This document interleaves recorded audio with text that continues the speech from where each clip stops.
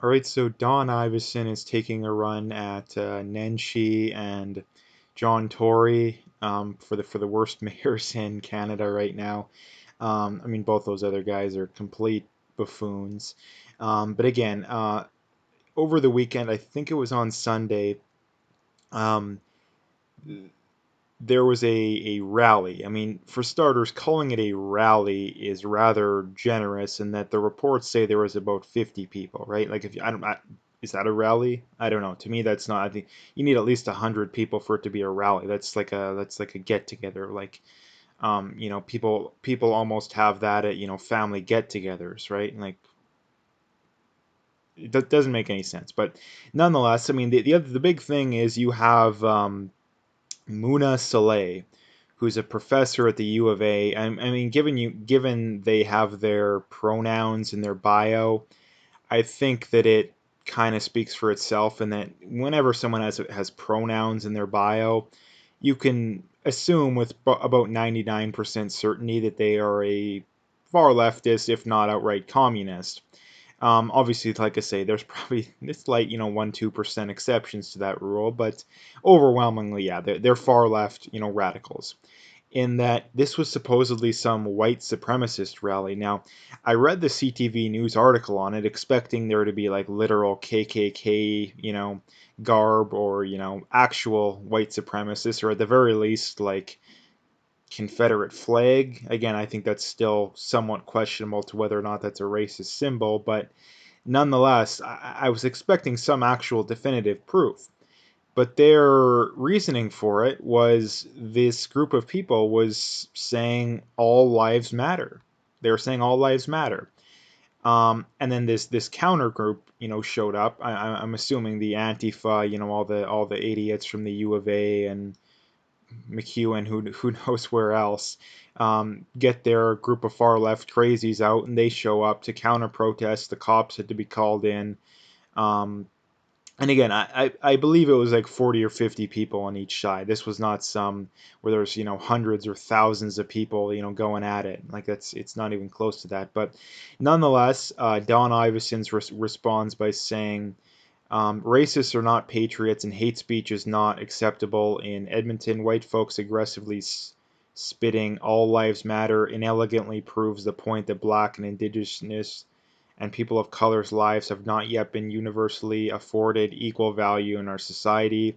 Stop it. Now, again, the big problem when it comes to this whole debate is that both sides vehemently think they're right, and this is the one problem, especially from the BLM crowd, is that they genuinely don't believe that, right? Like they don't think the other side genuinely has genuine intentions. But the anti-BLM people almost always bring up the fact that they have good intentions, right? But again, good intentions don't mean anything, and again, they would agree with that. The problem is that if you are a racist, you are wanting to judge people based off the content of their character. He specifically picks out white folks, right? Specifically picks out white folks. Again, if you are a racist, you judge people based off the color of their skin and not the color of their character. The BLM crowd and these kind of people are the racists, right? This idea that white supremacy is this massive issue in society is complete BS. It is complete BS. I mean, I know it's a different country, but if you look in the States, blacks are more likely to be a part of hate groups than whites are. Blacks are, I believe, more hate crimes are committed by blacks on whites than vice versa, even though there's like what 4 or 5 times more whites. So again, this idea that it's racism, no, and white supremacy, no, it really isn't, right? And this is the thing too, is that you ask these people to come up with an example of it, and they can't come up with anything. They come up with the Proud Boys, again, the group that many of their I believe one of the founders and many of their people in them are minorities. Like, come on, like one of their most known people is a black guy, and I think one of the next most known guys is a Hispanic guy, right? So this idea that they're this white supremacy, and here's the thing too, is that if they are white supremacists, Can you point me towards a racist attack that they've committed? Well, no, they really can't. They really can't. Every time they get in the news is because they have a get together or a rally, and Antifa shows up and they start a fight. Again, no violence would have happened if Antifa didn't show up. But again, when these far left rallies happen, does the Proud Boys always show up and cause violence? Very rarely, very rarely. I think there is maybe a handful of cases, but it's not nearly as likely as Antifa. Again, so this is the big problem. Racists want to judge people based off the color of their skin. Racists do not want to collectively judge everybody as a whole. And saying all lives matter isn't a racist statement by definition because you're not singling anybody out. This is the other problem with these people is that a lot of them are honest about it, which is exactly why I'm so vehemently against them. Is that a lot of these people are racist against white people. I don't care what they have to say. On the other hand, they are most of these people believe in critical race theory, which is by its own definition a idea that thinks that white people are inherently racist, original sin. If an idea or a concept was came up with by white people, it must be racist. Again, these people are the racists, right? And this is the big problem in society. And here's the thing, like why things have gotten so polarized nowadays is that we've let these people get away with literally everything, right? Like these more apolitical or the centrist people, they don't let the right get away with anything, right? Like if you're against abortion, you're viciously vilified. But if you want to burn down people's businesses and show up to their houses and threaten to kill them if they disagree with you politically, that's perfectly fine. But if you're against abortion, no, we can't have that, right? Like that is the double standard. If you're on the right and you hold any views that are the least bit controversial, social media will ban you, or at the very least, they will suppress your content. If you're on the left, you can literally call for people that disagree with you politically to be killed. You can literally call for killing people, direct violence. They won't do anything. They won't do anything. And that's why things have gotten so bad. Is that the left has noticed this double standard, and they're taking advantage of it, which is why the left is pushing so far to the left. Because hey, if we can get away with anything, we might as well try and get it all before people wake up to it, right?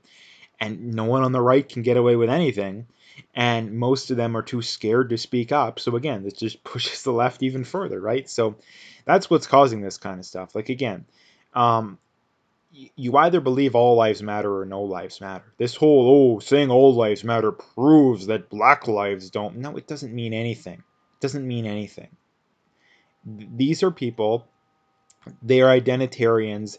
They believe in identity politics. That's why they do this kind of stuff, right? That's why they do this kind of stuff. And they really don't like white people.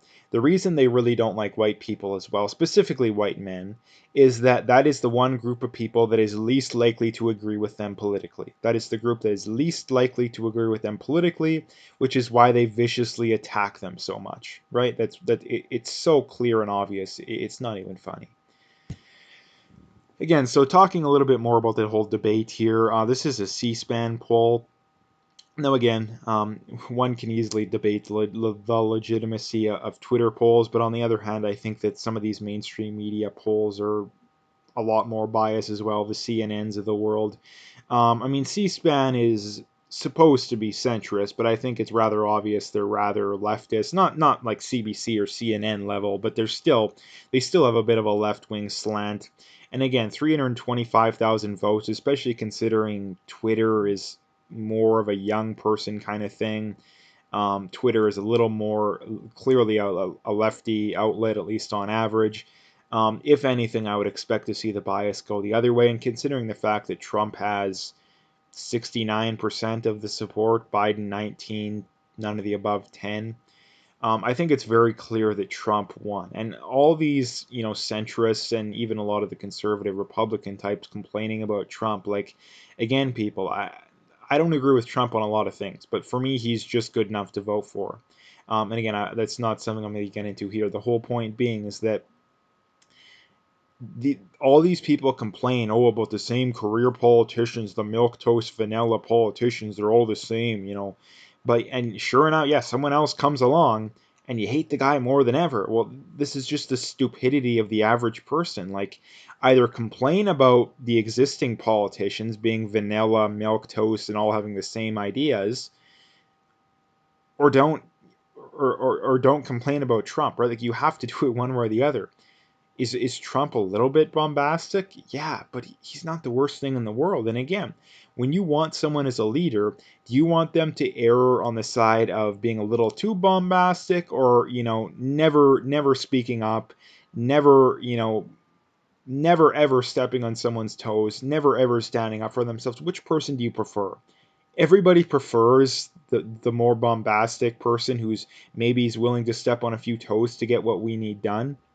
99% of people agree with that. The problem is that when they're talking to other people, they want to pretend like they're all virtuous and, oh, I have such a great moral compass. You know, when in reality you don't.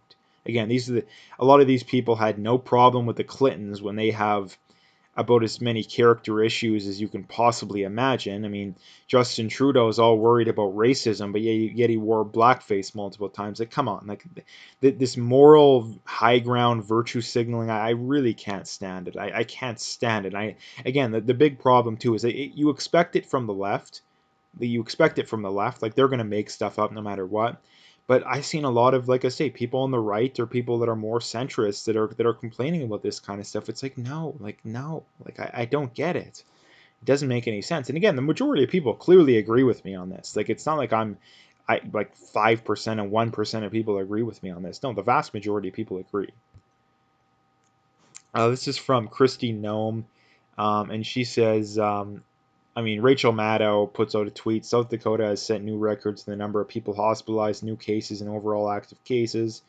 Christy Nome, stop spreading fear. Only 8% of South Dakota's hospital beds are occupied by, you know what, patients. We have and we will continue to manage our resources to care for the people who need help. The people of South Dakota have accomplished this without draconian lockdowns. Again, the mainstream media's goal when it comes to this whole virus situation is drive as much fear as they possibly can. Drive as much fear as they possibly can. Why is that? Because it benefits them financially. I mean, it's very clear. I mean, if CBC decided to not tout the party line, do you actually think Justin Trudeau would want to be giving them as much money as they're giving them? Well, of course not. And when it comes to the states too, like the mainstream media has, you know, two options. I mean, same thing kind of goes for Canada. It's that, you know, tell people the truth and risk losing a lot of money, because again, telling people the truth often is not what they want to hear. In fact, I would say the majority of time, if the mainstream, and I don't care what side we're talking about, if they reported the truth, it would make the majority, maybe not a vast majority, but a clear majority of their viewership unhappy. And what's that going to mean? They're going to lose money. So of course they're not going to do that. I mean, it's complete BS. South Dakota has clearly proven that lockdowns do not work. At the very least, they're a good example of it. Um, and yet you still have the mainstream media trying to make crap up. Like, only 8% of their beds are occupied by virus patients. Like, again, this is pure insanity thinking that the lockdowns still work. And again, we're still having this debate in Canada right now. I mean, Ontario and Quebec are having draconian crackdowns lately. You hear whispers out of Alberta and BC, but nothing's happened up to this point, thankfully. Um, Again, so it's just pure insanity. And the last thing I wanted to bring up is from Ted Cruz here. And basically, California announced that it is going to try and go um, zero emission vehicles by 2035, basically. Um, and Ted Cruz says, so when California has rolling blackouts, now you'll have no lights, no AC, and your government mandated electric car won't charge. And this is the problem. If you're going to have these electric vehicles, then how in the world can you have rolling blackouts? Like, again, like you kind of have to pick one or the other. So again, it's just pure zealotry. It's just like the cult and religion of this stuff is just, it's pure insanity. So anyway, I'm gonna leave the video there. If you'd like to, make sure you hit that like and subscribe. If you haven't already, make sure you follow me on Twitter mainly, but also BitChute and Parler. All those links are in the description, so you can find them all there.